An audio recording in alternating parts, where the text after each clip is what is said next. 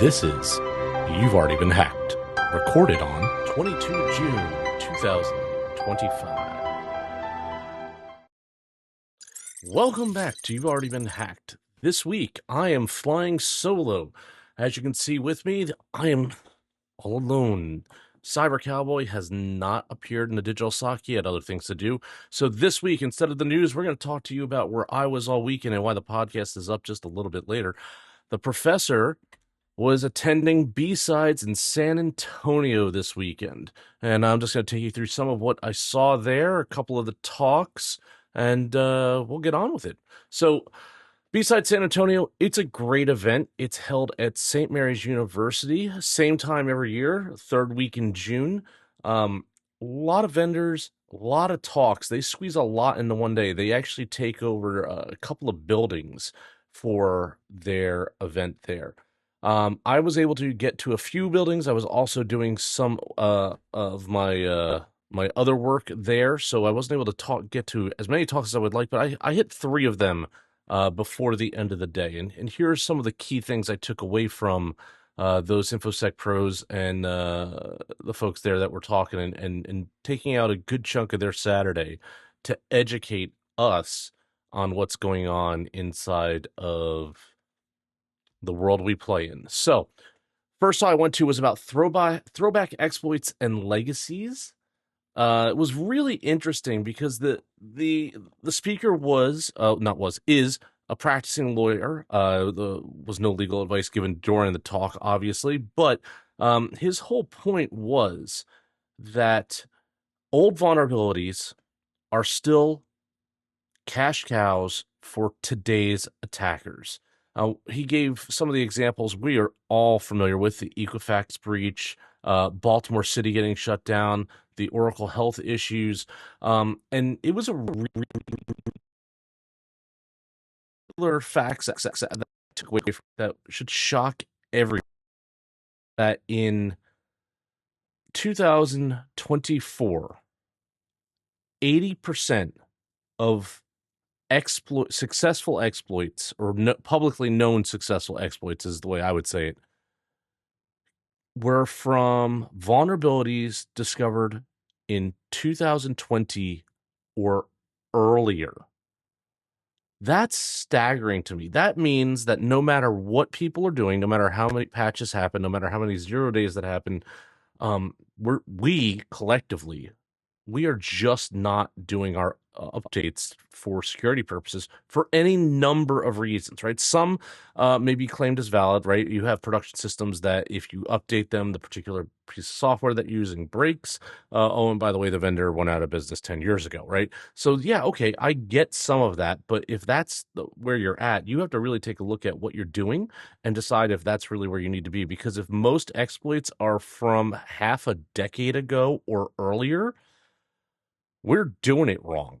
We are not forcing ourselves to do the right thing to keep our system secure, and we are just making it a target-rich environment. And it blew me away. It was like the first talk of the day, and that set the stage for the day for me, because I mean, you have already been hacked. Yeah, it's the name of the podcast, but guess what? If you haven't done your patch management and you're a company, and you have vulnerabilities going back 5+ years, you're done. It's not an if you're going to be exploited, it's a when you are going to be exploited. Plain and simple. Another key takeaway I took from another talk was, and this really just leads into that example I just went to, is patch like you mean it. And the speaker really hit home on this point, which is cultural roadblocks to timely updates, and how insurance companies are shifting risk when known vulnerabilities remain unpatched is like a big thing, right?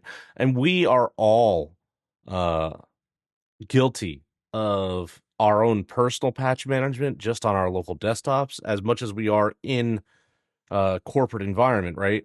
Windows Update says to update. Sometimes we update. Sometimes we go, I got work to do, and you're not going to update. And look, I'll be honest, the professor, I have done the same thing where I've said, you're going to update later. I actually have Windows set on the couple of boxes still that I run Windows.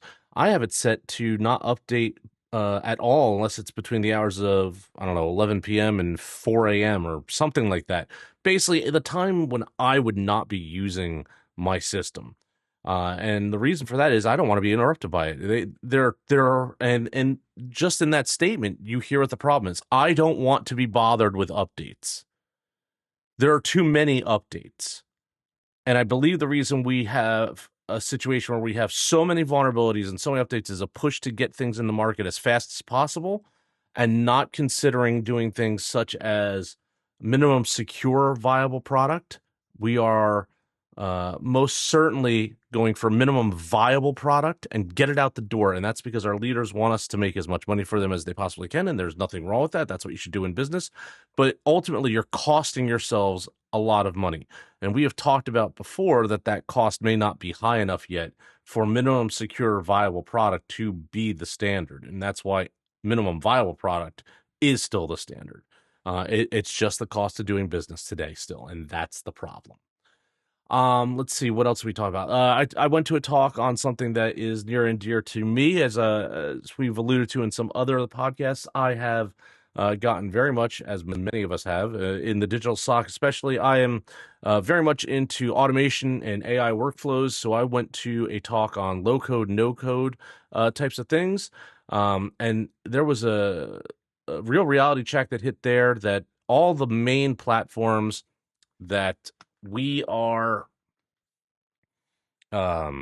using for no code or low code, and some of the examples that they used were N8N, Make, Power Automate, and I use some of these. So these are not endorsements, nor are they shots fired. Like, this is just a reality check for us that use them. All of them have their own pluses and minuses in their vulnerabilities.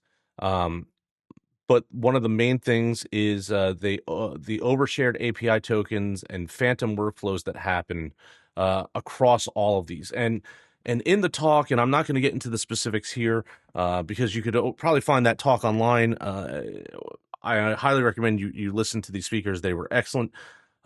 They brought up a chart of the OWASP's top 10 risks for low code environments, and literally all of them have significant vulnerabilities in no less than two of the 10 areas of concern for OWASP's chart, which that I found striking as well. So really try to understand what you're using these systems for, understand what their potential vulnerabilities or risks are with them, and make sure you are going into that with eyes open.